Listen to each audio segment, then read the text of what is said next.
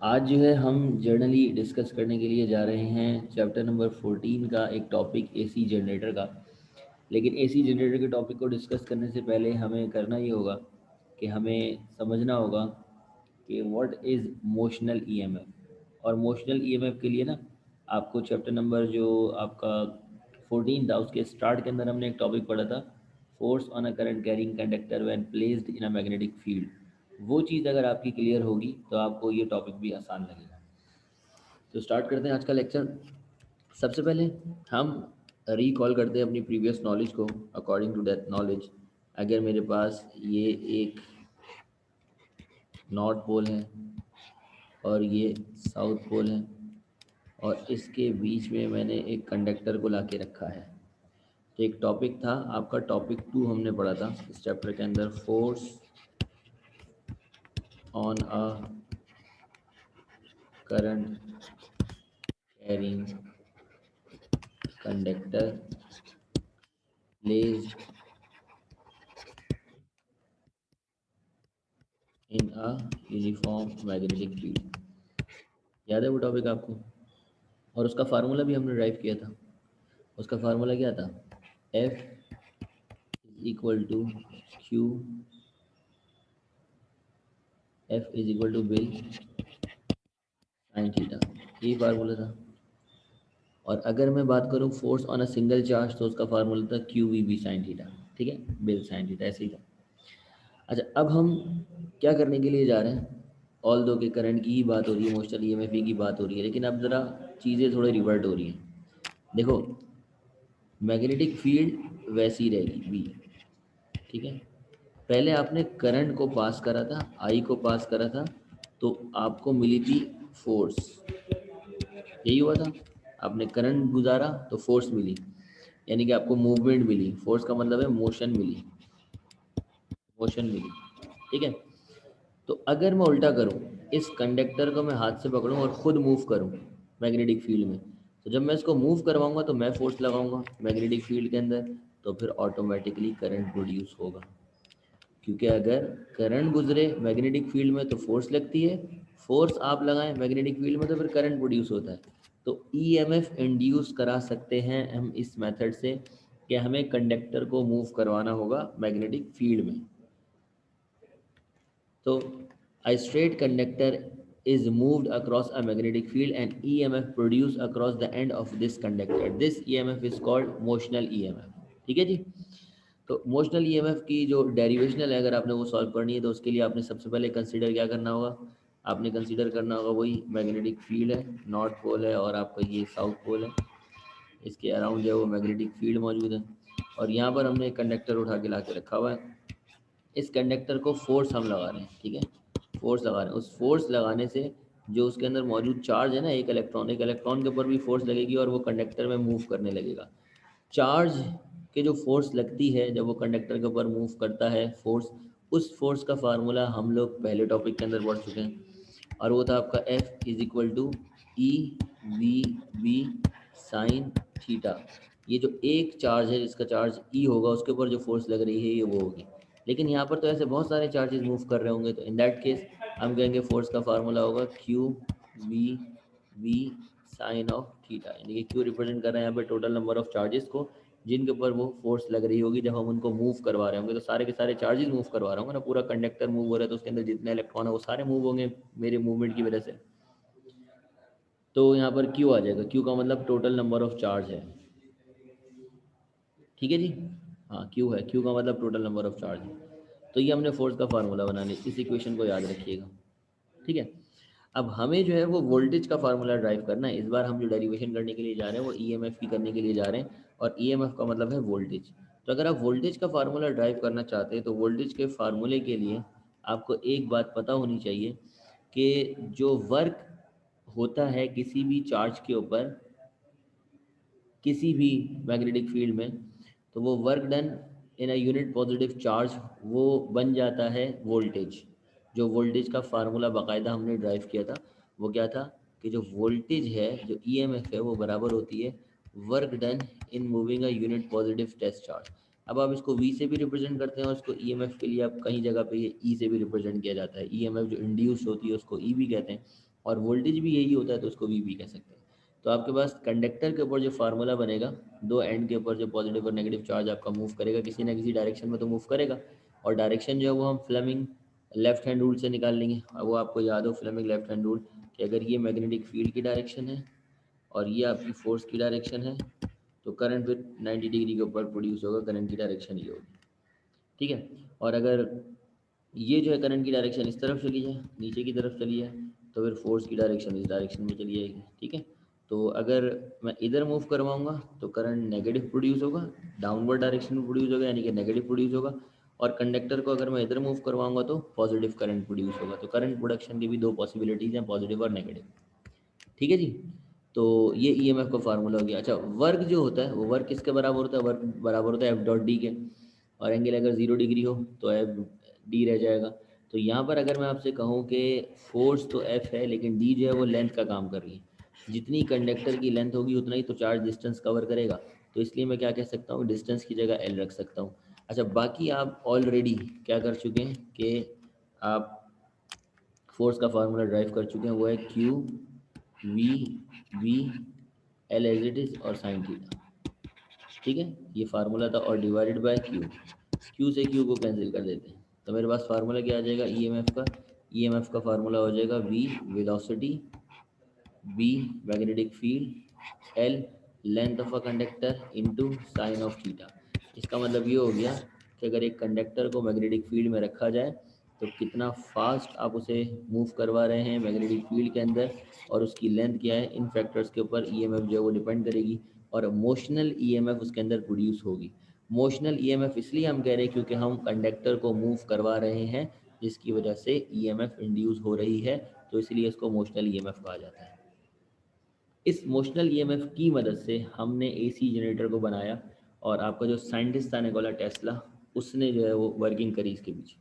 तो AC generator के phenomena को समझने के लिए सबसे पहले हम उसकी बेसिक डेफिनेशन समझ लें कि भाई एसी जनरेटर होता क्या है।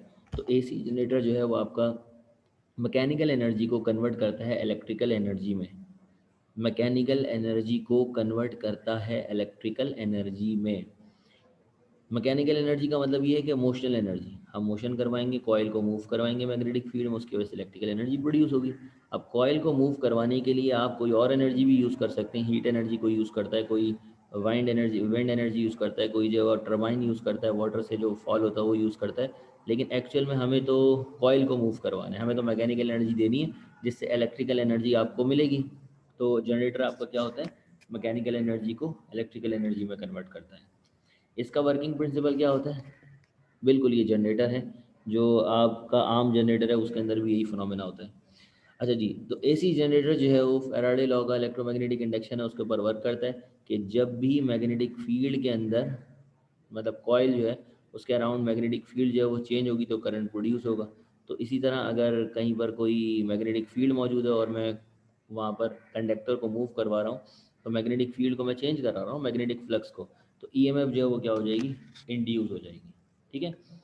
अच्छा, कंस्ट्रक्शन क्या है, मतलब किन किन पार्ट्स के ऊपर ये डिपेंड करता है, इसकी कंस्ट्रक्शन और थोड़ी थोड़ी सी इसकी एक्सप्लेनेशन को समझने के लिए एक नेट के ऊपर वीडियो अवेलेबल थी, तो मैंने कहा वो आपको दिखा देता हूँ।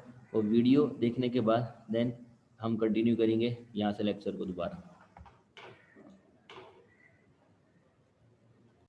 डायग्राम एक नज़र देख लीजिए दोबारा से, कि ये स्लिपरिंग हो गई आपकी, ठीक है, कार्बन बुशेस के साथ, ये आपकी मैग्नेटिक फील्ड हो गई, और ये जो है वो रोटेशनल इफेक्ट हो गई कि रोटेट करेगा, ठीक है।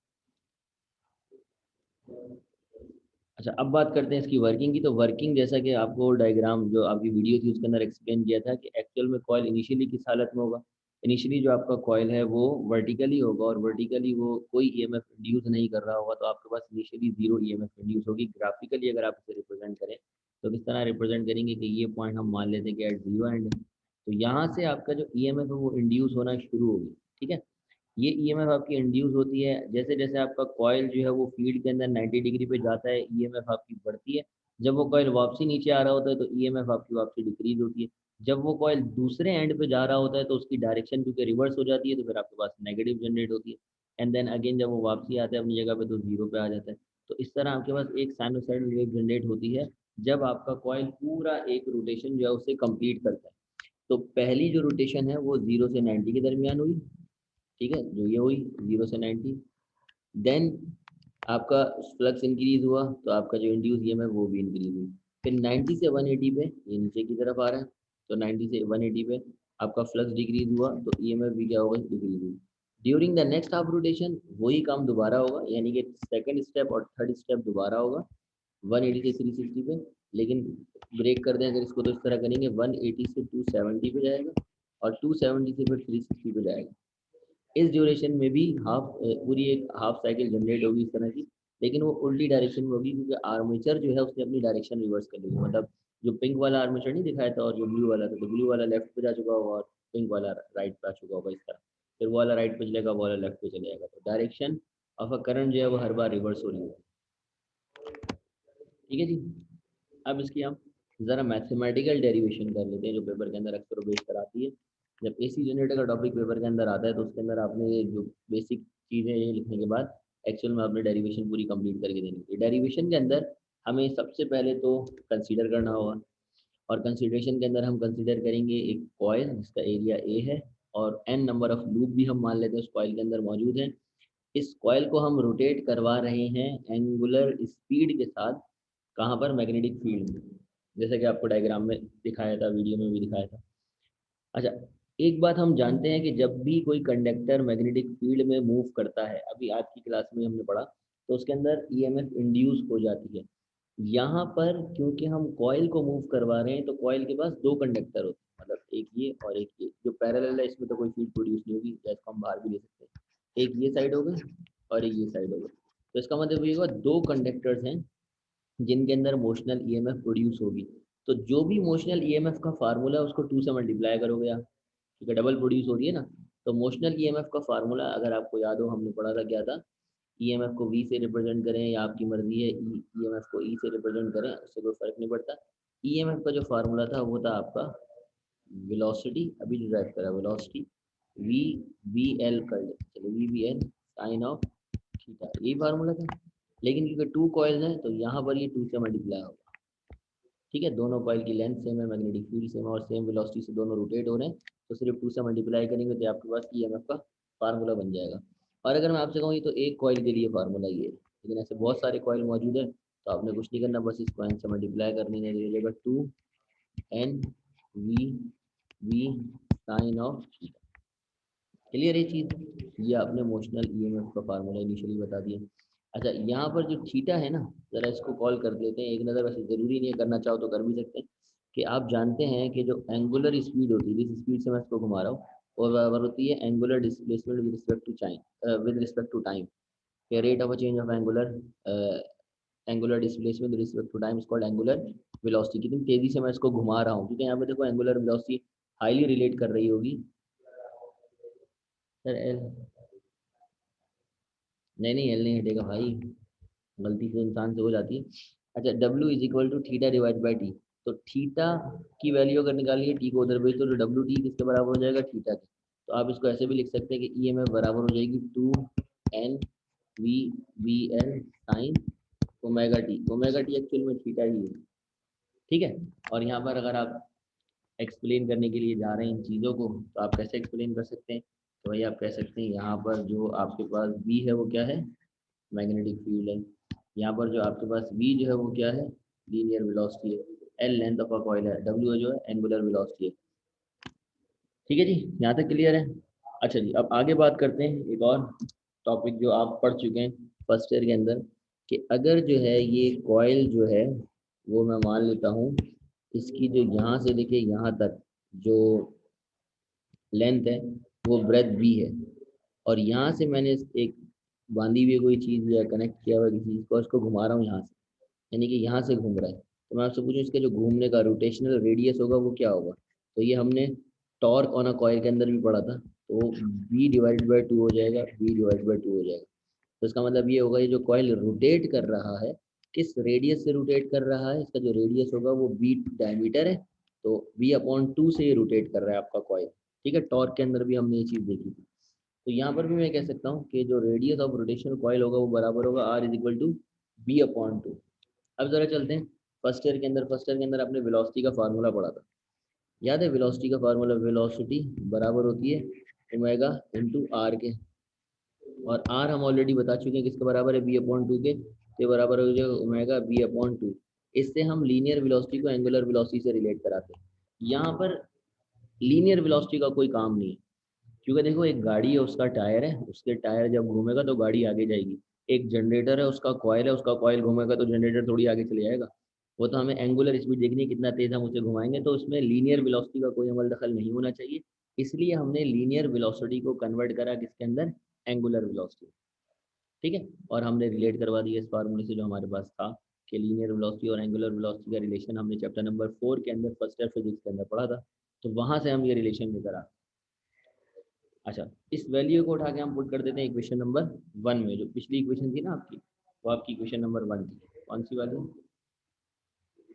ये जो हमने ड्राइव करी इक्वेशन नंबर 1 है, तो यहाँ पर ये वेलोसिटी, इसकी जगह वैल्यू पुट कर देते हैं।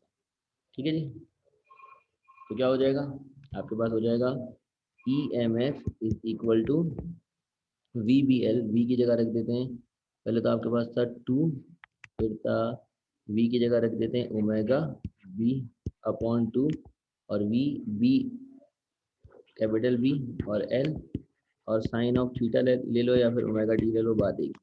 ठीक है, थीटा किसके बराबर था, ओमेगा टी के, तो 2 से 2 कैंसिल हो जाएगा। ब्रेथ और लेंथ, अच्छा एन भी था, ठीक है एन भी लिख देते, ब्रेथ और लेंथ मिलके क्या बना लेंगे, एरिया बना लेंगे। तो ईएमएफ का फार्मूला आपके पास क्या आ जाएगा, omega B A N sine of omega T. इसको याद करने के लिए हम ऐसे भी याद कर लेते हैं कि E M F is equal to नवाब बन जाएगा, देखो एन ए डब्ल्यू बी, नवाब साइन ओमेगा टी।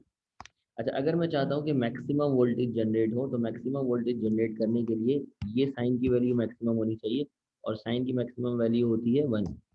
तो अगर थीटा जो है वो 90 डिग्री हो जाए, तो साइन 90 किसके बराबर होता है, 1 के। तो अगर ओमेगा टी की वैल्यू जो है वो बराबर हो जाए 90 डिग्री के, यानी कि थीटा जो है वो 90 डिग्री हो जाए, तो आपके पास ई जो है वो मैक्सिमम जनरेट होगा, और वो किसके बराबर हो जाएगा, N A W v, sine theta की जगह आ गया 1। तो ई मैक्स का फार्मूला आपके पास क्या आ जाएगा, N A W B, E max का formula to generate the maximum voltage, sine theta should be 90 degree, sine 90 फिर 1 के बराबर हो जाएगा। तो ये आपका फार्मूला आ गया। ये वाला फार्मूला आप तब यूज़ करेंगे जब आपको थीटा दिया हो, ये वाला फार्मूला आप तब यूज़ करेंगे जब आपको उसने कहा हो कि मैक्सिमम वोल्टेज जनरेट करने हैं। तो मैक्सिमम वोल्टेज जनरेट करने के लिए आपको 0 से 90 डिग्री तक लेके जाना, ठीक है, एंगल आपका 90 डिग्री होता है। This is the formula for the AC generator. फिर हमने अब इससे रिलेटेड जो न्यूमेरिकल है वो सॉल्व करने। बाहर का बहरहाल अगर आपको कोई प्रॉब्लम है इससे रिलेटेड तो आप पूछ सकते हैं।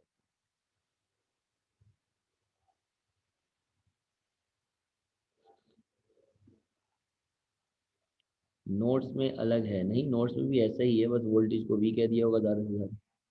ई मैक्स कह रहा हूँ ना मैं, ई कह रहा हूँ, नोट्स के अंदर इसको वी कहा हुआ होगा।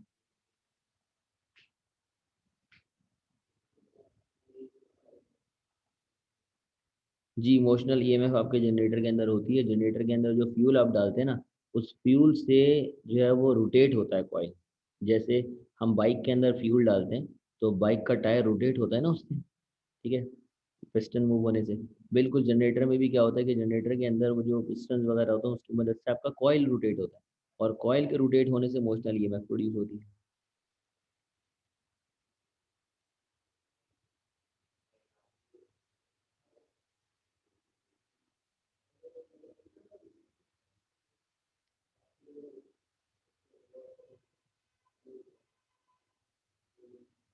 अच्छा, मैंने आपको चैप्टर नंबर 12 के एमसीक्यूज करवाए थे, ठीक है, एमसीक्यूज भी साथ साथ करते जाएंगे। अभी एक न्यूमेरिकल रहेगी, एक न्यूमेरिकल सॉल्व करते हैं, देन जो है हम चैप्टर नंबर 12 का numerical solve.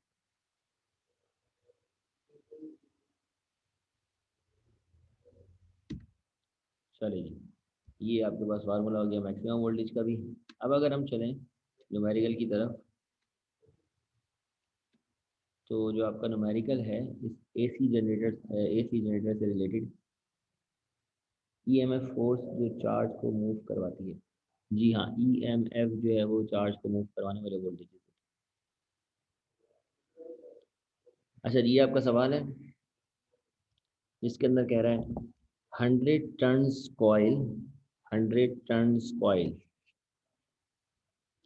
In a generator, generator का सवाल है, has an area of 500 centimetre square, area उसका 500 सेंटीमीटर स्क्वायर है, और मैग्नेटिक फील्ड जो है वो जिसको हम बीवीएम में, वो कितनी दी हुई है, 0.06 वेबर पर मीटर स्क्वायर है। हाउ फास्ट का मतलब होता है कितनी तेज वो घूमेगा, मतलब एंगुलर वेलोसिटी की बात कर रहे हैं। Rotate in order to generate the maximum voltage, maximum voltage की बात करें तो मैक्सिमम वोल्टेज वाला फार्मूला लगेगा। जी डीएसी जनरेटर की डायग्राम भी बनेगी, जो पार्ट्स मैंने आपको बताए थे डायग्राम में, वो सारे आपको एक्सप्लेन करने में। तो डेटा की तरफ चलते हैं। डेटा में सबसे पहले इसने कहा है number of turns, number of turns कितने हो गए, 100 टर्न, ठीक है। और आपका जो एरिया हो गया वो कितना हो गया, 500 सेंटीमीटर स्क्वायर। डिवाइड किससे करेंगे, डिवाइड करेंगे इसको 10,000 से, 2 मरतबा 100 से डिवाइड करेंगे तो ये जाएगा 5 मल्टीप्लाई बाई 10 की पावर -2 मीटर स्क्वायर। ये कन्वर्ट कर लिया हमने स्टैंडर्ड यूनिट में। मैग्नेटिक फील्ड जो है वो बी है, वो है 0.06 weber per metre square. How fast मतलब ओमेगा आपने कैलकुलेट करना है। मैक्सिमम वोल्टेज वी मैक्स कह लो या इसको ईएमएफ मैक्स कह लो, बात एक ही है, वो आपको दिया हुआ है 150 वोल्ट। फार्मूला आप ई मैक्स वाला लगा लें, ई मैक्स वाला या वी मैक्स वाला फार्मूला कहता है ई मैक्स, जब भी ड्राइव करा इज इक्वल टू नवाब, NAWB, नवाब साइन थीटा नहीं आएगा बस। अच्छा क्योंकि मुझे एंगुलर स्पीड चाहिए तो मैं क्या करूँगा, omega is equal to E max divided by NAB कर दूंगा। अब ज़रा वैल्यूज पुट कर देते हैं, omega is equal to E max कितना है 150 डिवाइडेड बाय एन कितना है 100 मल्टीप्लाई बाय 0.05 मल्टीप्लाई बाय 0.06। इन तमाम वैल्यूज को कैलकुलेटर के अंदर रखेंगे, हमारे पास क्या आंसर आता है चेक कर लेते हैं। 150 divided bye 100 divided by 0.05 divided by 0.06, तो हमारे पास 500 आ जाएगा। तो 500 आ जाएगी एंगुलर स्पीड, और एंगुलर स्पीड की यूनिट क्या होती है,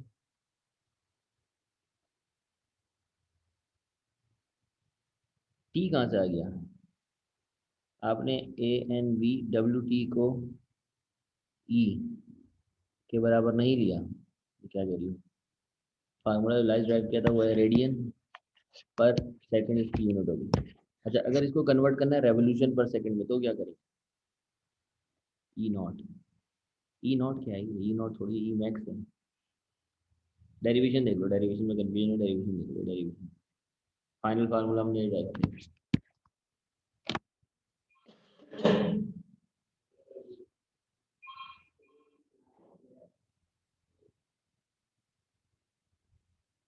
ठीक है लीजिए, अच्छा जी।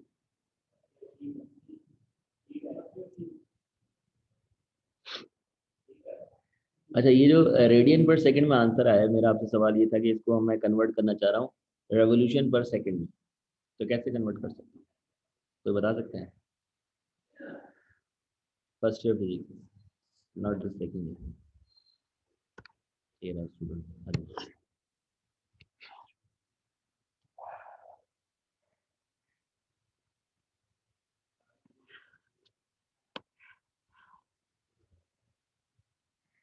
मल्टीप्लाई में पाई की वैल्यू नहीं जो है, देखो जो आपका एक रोटेशन है, एक रेवोल्यूशन है, उसके अंदर जो है वो आपके 2 पाई रेडियन होते हैं, 2 पाई रेडियन होते हैं, ठीक है।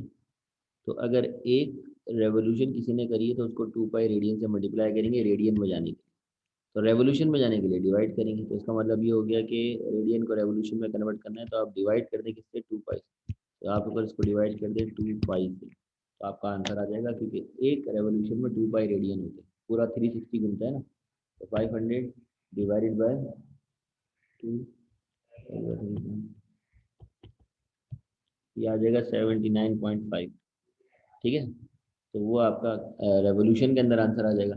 अच्छा एक ईयर में उन्होंने ये भी कहा था, बताया रेवोल्यूशन पर मिनट में क्या होगा, यानी कि यूनिट उसने बोल दी थी रेवोल्यूशन पर सेकंड नहीं चाहिए, उसे चाहिए रेवोल्यूशन पर मिनट। अब क्या करें, तो देखो मिनट को नीचे से हटाना है, मतलब सेकंड को नीचे से हटा के मिनट लाना है, तो हम जनरली क्या करते हैं, डिवाइड करते हैं, लेकिन यहाँ पे उल्टा हो जाएगा, मल्टीप्लाई हो जाएगा, क्योंकि नीचे से उठ के ऊपर जाएगा। तो इसका मतलब ये हो गया कि अगर आप रेवोल्यूशन पर सेकंड को रेवोल्यूशन पर मिनट में लेके जाना चाह रहे हैं, तो मल्टीप्लाई करें 60 से, तो मल्टीप्लाई करें 60 से, आंसर आ जाएगा 4774, ऐसा कुछ आंसर आ जाएगा। ठीक है, ये जनरली पूछे तो करना, वरना हमने नहीं करना। अगर वो कहे कि कन्वर्ट करो तो करेंगे, अदरवाइज नहीं करेंगे। ठीक है, ये नेसेसरी नहीं है।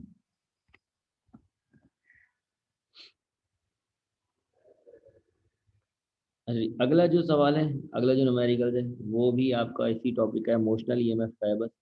मोशनल ईएमएफ का फार्मूला आपको मालूम है, ठीक है। अच्छा, यहाँ पर आपसे क्या कह रहे हैं, नंबर वन, पहले तो आप ये देखें कि कहता है the flux density in a region is 0.5 weber per metre square. तो जो फ्लक्स यानी कि डेंसिटी ने एक्चुअल में मुझे मैग्नेटिक फील्ड दी हुई है, ये कुछ भी बोल रहे हैं, मैंने यूनिट से अंदाजा लगा ली, ये मैग्नेटिक फील्ड है 0.5 weber per metre square, data के अंदर हमने लिख दिया। इसके बाद कहता है directed vertically upward and induce length. Length आपको दी हुई है कितनी, 5 सेंटीमीटर, यानी कि 0.05 जो है वो मीटर के अंदर। When it is move across the field in a direction at an angle of 60 degree, यानी कि परपेंडिकुलर था, परपेंडिकुलर से 60 डिग्री पे चला गया।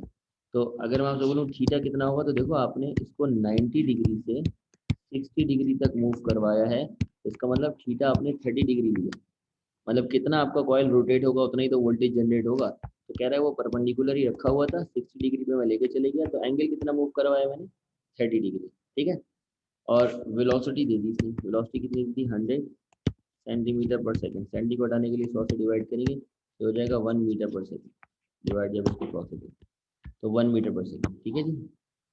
अब मोशनल ईएमएफ का फार्मूला क्या है तो बताएगा।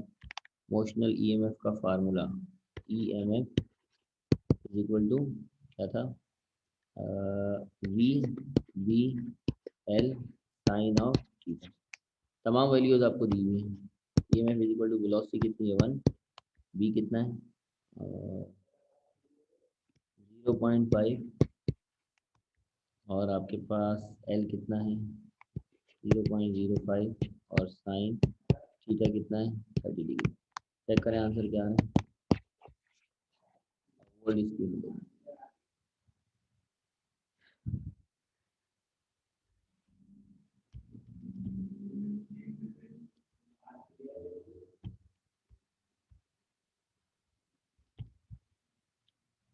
आंसर आ रहा है इसका 0.0125।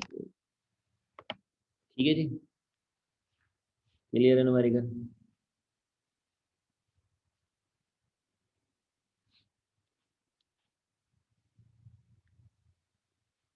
आगे चलें। अच्छा, अब जो है वो जो एसी जनरेटर का आपका एक मोस्ट इम्पॉर्टेंट टॉपिक है, और मोशन ईएमएफ का, वो भी आज कंप्लीट हो जाता है। डीसी जनरेटर भी बिल्कुल ऐसा ही है, वो एक नज़र पढ़ लीजिएगा, आज तक आया तो नहीं है पेपर के अंदर। अच्छा, इसके अलावा हमें कुछ एमसीक्यूज वगैरह सॉल्व करने हैं, तो पहले अगर इस टॉपिक से रिलेटेड कोई प्रॉब्लम है तो वो पूछ लीजिए, देन जो है हम एमसीक्यूज की तरफ चलते हैं।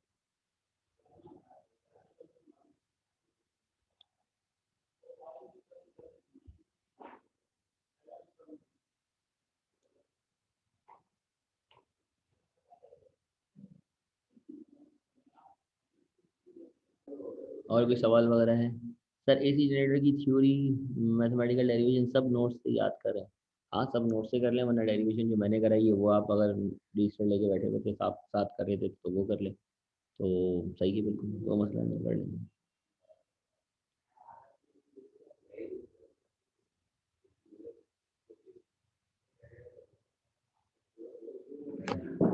चलें, क्लियर है।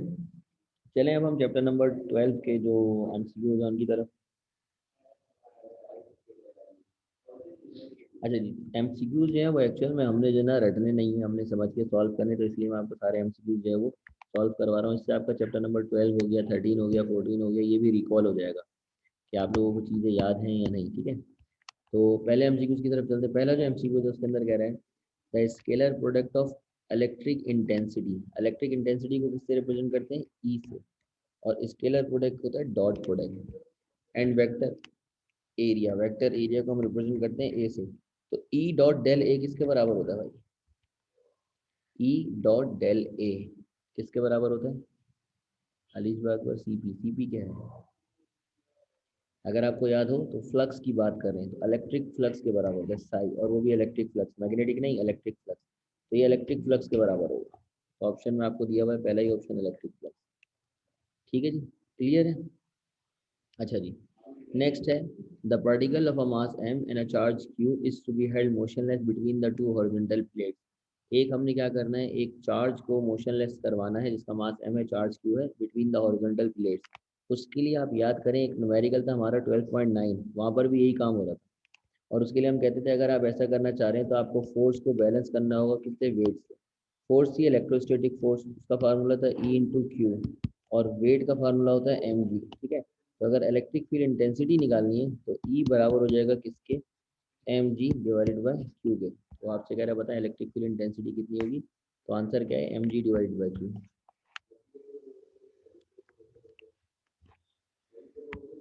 ठीक है जी, क्लियर है?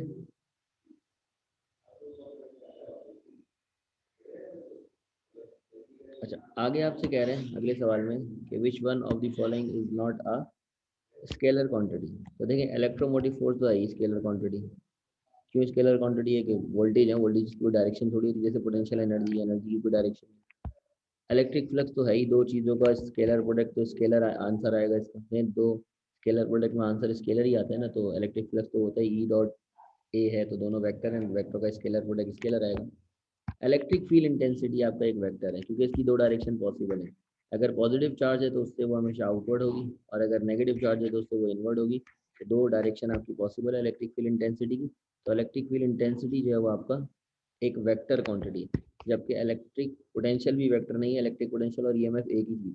ठीक है, मतलब यूनिट दोनों की सेम है, एक ही हाथ से दोनों सेम। क्लियर है ये चीज? अच्छा जी, आगे आपसे कहता है in equipotential surface work done in moving a charge particle is. Equipotential surface पे आपसे कोई पूछा आपने कितना वर्क किया, तो आप कैलकुलेट नहीं कर सकते। इसकी वजह क्या है? देखें, ये है मेरे पास एक ऑब्जेक्ट, एक मेरे पास सपोज कर लें हाइट है, कितनी मीटर की हाइट है? 10 मीटर की हाइट है। इस 10 मीटर की हाइट पे मैंने एक ऑब्जेक्ट को रखा हुआ है जिसका मास 10 किलोग्राम है। तो बताएं इसके अंदर पोटेंशियल एनर्जी कितनी होगी? तो पोटेंशियल एनर्जी होगी एम जी एच। जी की वैल्यू भी मैं 10 ले लेता हूँ, तो 1000 जूल होगी, ऑलमोस्ट 1000 जूल इसके पास एनर्जी होगी। अब इस ऑब्जेक्ट को मैं यहाँ से उठा के ले गया यहाँ पर। अभी भी हाइट कितनी है? 10 मीटर। तो मैंने आपसे पूछा बताएं कितना वर्क करा मैंने। तो आप कैसे निकालोगे वर्क डन? आप चेक करोगे इसकी एनर्जी में कितना चेंज आया, उसी से तो वर्क डन निकलेगा। तो 1000 - 1000, यहाँ पर भी 1000 जूल ही होगी इसकी एनर्जी। 1000 - 1000 कितनी होगी? 0। तो वर्क डन तो आपने करा ही नहीं। लेकिन अगर कोई शख्स इसको यहाँ से ऊपर उठा के ले जाए और उसकी एनर्जी जो है वो चेंज हो जाए, तो जब एनर्जी का डिफरेंस आएगा तो वही वर्क डन होगा। तो इसीलिए इक्वी पोटेंशियल सरफेस का मतलब ये है कि पोटेंशियल सेम है, वहां पर आप चार्ज को कहीं पे भी मूव करवाते रहे तो वर्क डन नहीं निकाल सकते आप, वर्क डन उस लिहाज से 0 हो जाएगा। क्लियर है ये चीज? अच्छा जी, 5 वाले पे आ जाए तो कह रहे हैं the E M F of a combination of a 3 cell. 3 cell को कंबाइन कर रहे हैं उन, और तीनों सेल जो है वो 2 वोल्ट के और पैरेलल में कंबाइन कर रहे हैं। तो बताएं ई एम एफ कितनी होगी? एक चीज जो मैंने आपको बताई थी कॉम्बिनेशन में, वो अगर आपको याद है तो ये आपके लिए बहुत आसान हो जाएगी। If the combination is series, then the current remains constant and voltage are added. If the combination is parallel, then the current changes whereas the voltage remains constant. अगर मैं आपसे सवाल करूं कि 3 सेल को मैंने पैरेलल में लगाया है, तो बताएं वोल्टेज कितना देंगे? कितना देंगे ये? वोल्टेज रिमेन्स कांस्टेंट, इसका मतलब 2 वोल्ट है तो 2 वोल्ट ही देंगे। क्लियर है चीज?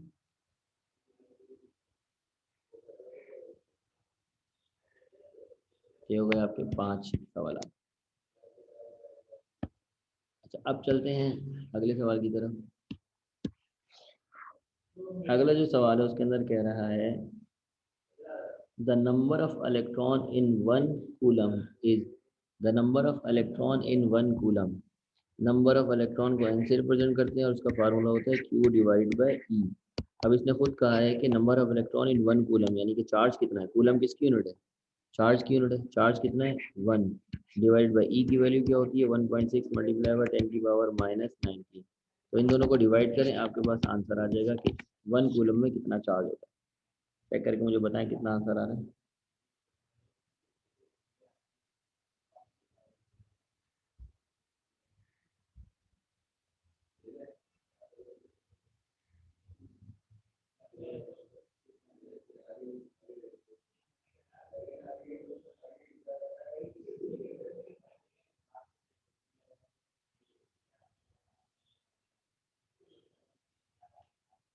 तो इसको छोड़ें, आप खुद कैलकुलेट करें ना। 1 डिवाइडेड बाय 1.6 एक्सपोनेंशियल -19, 6.25 10 की पावर 18, ये आ रहा है। बिल्कुल सही है ये आंसर। ठीक है, मैं आपको मेथड बता रहा हूँ, आप जो है वो गलत ऑप्शन देख रहे हैं। अच्छा जी, क्वेश्चन नंबर 7 है, if the separation between the plates and the area of the plates, separation between the plates and area of plate, इसके लिए हमें जाना पड़ेगा कहाँ पर, जो हमारा टॉपिक था कैपेसिटेंस का, C is equal to area into epsilon not divided by d, ये फार्मूला था। Separation between the plate d होता है और एरिया जो है वो ए होता है। कह रहा है दोनों को हमने डबल कर दिया, तो बताएं कैपेसिटेंस क्या होगी। तो ज़रा दोनों को डबल करते हैं। डबल करते कैसे, ये एरिया है इसको मैं 2a लिखूंगा और ये डिस्टेंस है इसको 2d लिखूंगा। ठीक है, दोनों डबल हो गए, 2 से 2 कैंसिल हो गया, तो ये तो वही आ गया वापसी तो पहले था। तो कैपेसिटेंस में किसी किस्म का कोई चेंज नहीं आएगा, remain same.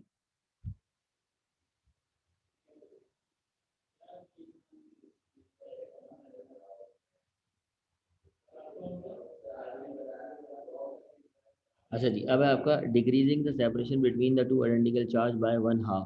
Decreasing the separation of two identical charge by half, यानी कि जो डिस्टेंस था दो चार्ज के दरमियान, उसका फार्मूला होता है F is equal to k Q1 Q2 divided by r square. R यहाँ पे डिस्टेंस होता है, तो कह रहे डिस्टेंस को हमने हाफ कर दिया, तो F is equal to k Q1 Q2 divided by r upon two हो जाएगा, आर अपॉन टू का स्क्वायर। हाफ का मतलब तो यही हो गया ना, 2 से डिवाइड कर दिया। F कितना हो जाएगा, देखो k Q1 Q2 divided by r square upon 4, 2 का स्क्वायर 4। अब ये 4 जो है ऊपर जाके मल्टीप्लाई होगा, तो मेरे पास फाइनल आंसर क्या आएगा, F इज इक्वल टू 4 के Q1 Q2 divided by r square. तो ये तो पुराना ही आ गया, इसको भूल जाओ। चेंज कितना आ रहा है 4 का, तो इसका मतलब फोर्थ फोल्ड हो जाएगा। इस तरह वो कुछ भी कह सकते हैं, हाफ कर दिया डिस्टेंस, डबल कर दिया डिस्टेंस, एक्स वाई जेड जो भी।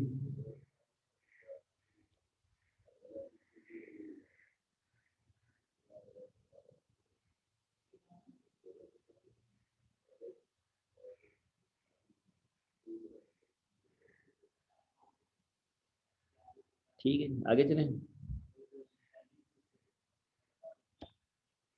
अगला जो सवाल है आपका, कह रहा है battery of EMF has an internal resistance. एक बैटरी है जिसकी ईएमएफ जो है वो ई है, उसकी जो इंटरनल रेजिस्टेंस है वो आर है और करंट जो है वो आई है। तो उसके अंदर जो इंटरनल रेजिस्टेंस पे वोल्टेज ड्रॉप होगा वो होगा v equals to I are.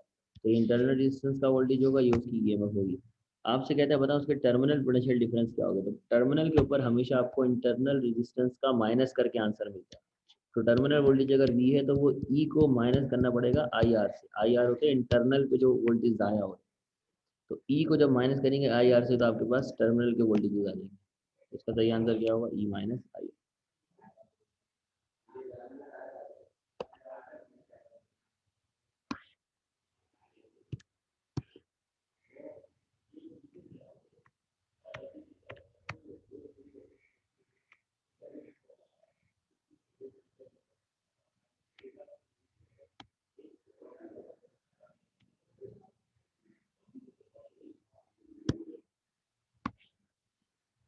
अच्छा जी, आगे चलते हैं। Numerical number MCQs number 11। Two capacitor 3 microfarad and 6 microfarad are connected in series. Their equivalent capacitance is, series में जब कैपेसिटर कनेक्ट होते हैं तो सीरीज कॉम्बिनेशन का फार्मूला क्या है, 1/C equal to 1/C1 plus 1/C2। तो ये भी आपको दिया हुआ है, ये भी आपको दिया हुआ है C1 C2, यानी कि ये 2 है और ये 6 है। तब आप सॉल्व करके मुझे बताएं C की वैल्यू क्या है माइक्रोफैरड में। ये तो आप लोग सॉल्व कर सकते हैं। 9 और 10 के आंसर रिपीट कर दें, मिस हो गए अली शिबा। 9 और 10, ये है 9 का आंसर, और उसके लिए मुझे ऊपर जाना पड़ेगा।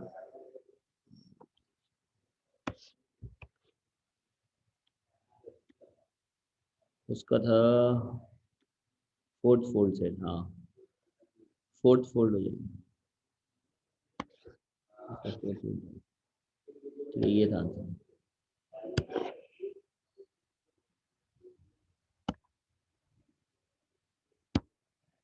ठीक है, तो ये मुझे जरा कैपेसिटेंस कैलकुलेट करके बताएं। माहम तारिक ने बताया है कि 1/2 माइक्रोफैरेड आ रहा है, और कोई?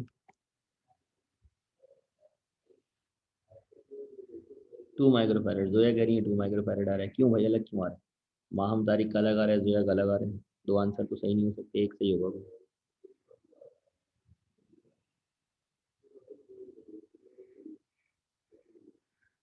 हाँ, माहम तारिक ने ये किया होगा, 1/c = 1/2 निकाल लिया होगा, मुझे ऐसा लग रहा है। आपने इसको रेसिप्रोकल नहीं लिया, लास्ट में जब रेसिप्रोकल लेंगे तो ये c = 2 हो जाएगा, जो कि एलिजबा ने किया है ना। ऐसा ही है ना, मुस्वरा जावेद भी कह रही है 2 है, ठीक है। मैम आपने बस रिवर्स नहीं करा, बाकी सही है आपकी भी कैलकुलेशन। ठीक है, तो इसका आंसर आ जाएगा 2 माइक्रोफैरड।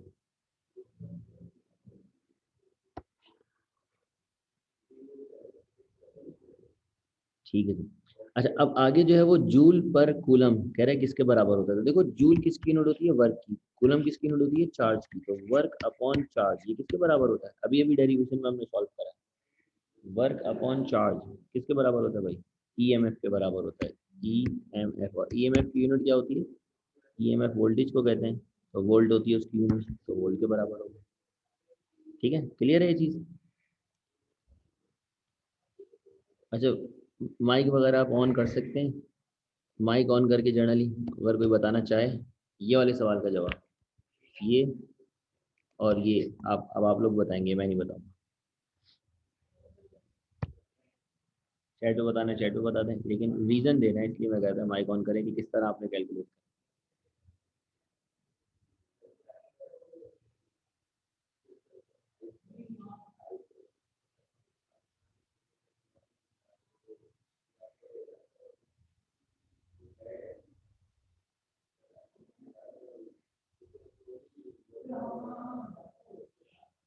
12 का आंसर था वोल्ट। आयशा पूरा सॉल्व करवाया, रीजन बताया, फिर भी क्या।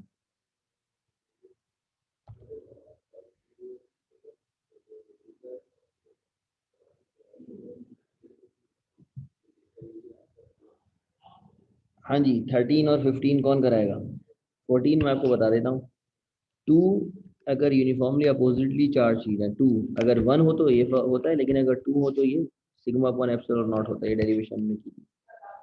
और ये जो है ना, ये इसके अंदर ये गलती है, गलती ये है कि देखो del v divided by del r के साथ अगर माइनस हो तो वो बराबर होता है इलेक्ट्रिक फील्ड इंटेंसिटी के, और अगर माइनस हट जाए ना, सिर्फ del v divided by del r हो तो ये बराबर होता है पोटेंशियल ग्रेडियंट के, पोटेंशियल ग्रेडियंट के।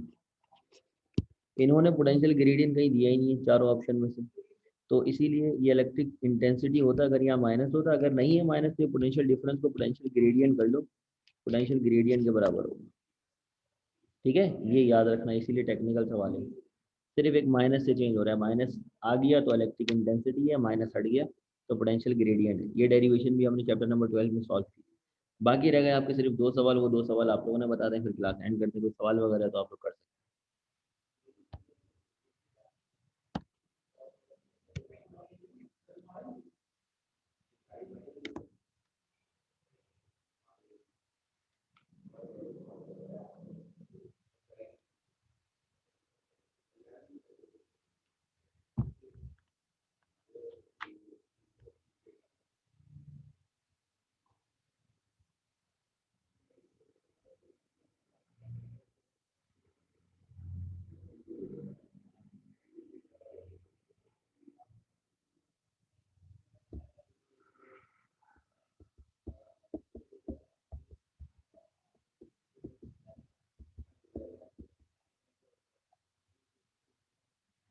माइनस नहीं होगा तो पोटेंशियल ग्रेडियंट होगा, वो आंसर है ही नहीं, ऑप्शन नहीं है मतलब। तो पोटेंशियल डिफरेंस है ना, तो मैंने कहा इसी को ग्रेडियंट कर लो, पोटेंशियल ग्रेडियंट।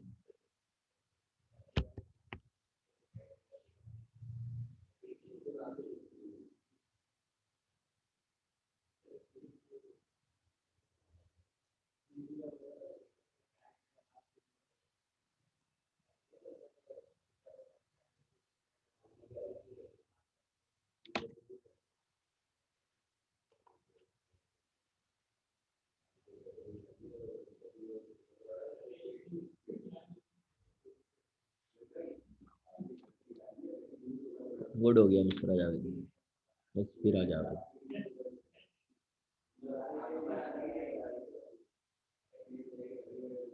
सही है, सही कह रही हो आप, 13 का आंसर तो दे दिया आपने, 15 का भी दे दो।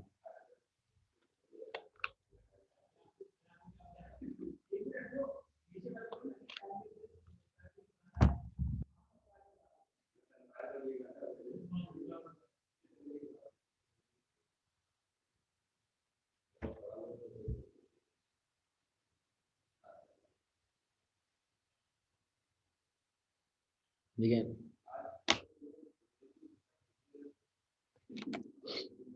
जो आपका 13 है, इसके अंदर सिर्फ एरिया को डबल किया है, तो C is equal to A epsilon not divided by d. Area को डबल करने का मतलब है C is equal to 2 A epsilon not divided by d. तो ये तो पुराना हो गया सारा, नया क्या है, तो ट्वाइस हो गया। ठीक है, और दूसरी तरफ जो कह रहा है electrostatic force between the electron at a distance is F, F है, यानी कि एक इलेक्ट्रॉन यहाँ पर है, एक इलेक्ट्रॉन यहाँ पर है, इनके दरमियान जो फोर्स है वो ऐसा है। कहते हैं मैंने इलेक्ट्रॉन हटा के एक प्रोटॉन यहाँ पर रख दिया, एक प्रोटॉन यहाँ पर रख दिया, ठीक है, प्रोटॉन रख दिया, तो बताए फोर्स क्या होगी। तो भाई इलेक्ट्रॉन हो या प्रोटॉन हो, दोनों के ऊपर चार्ज की वैल्यू तो सेम होती है ना, यानी कि Q1 और Q2 तो सेम ही रहेगा ना, तो फोर्स कैसे चेंज हो जाएगी, फिर फोर्स भी वही रहेगी, तो एफ ही रहेगी। ठीक है, ये आपके आंसर्स थे। अब आपको कोई सवाल वगैरह करना है तो आप लोग कर सकते हैं, क्लास बाहर लास्ट की एंड हो जाती है। इंशाल्लाह अगली क्लास के अंदर हम टॉपिक के साथ कोई ना कोई चैप्टर के न्यूमेरिकल्स भी सॉल्व करेंगे, ताकि उससे ये हो कि आपके न्यूमेरिकल भी साथ रहे, और 16 चैप्टर तक हम तमाम चीज़ें एंड कर लें ऑनलाइन के अंदर ही। फिर हम जब रेगुलर क्लासेस में आएंगे तो 17 से इंशाल्लाह स्टार्ट करेंगे। पता नहीं आएंगे भी नहीं आएंगे, लेकिन अल्लाह बेहतर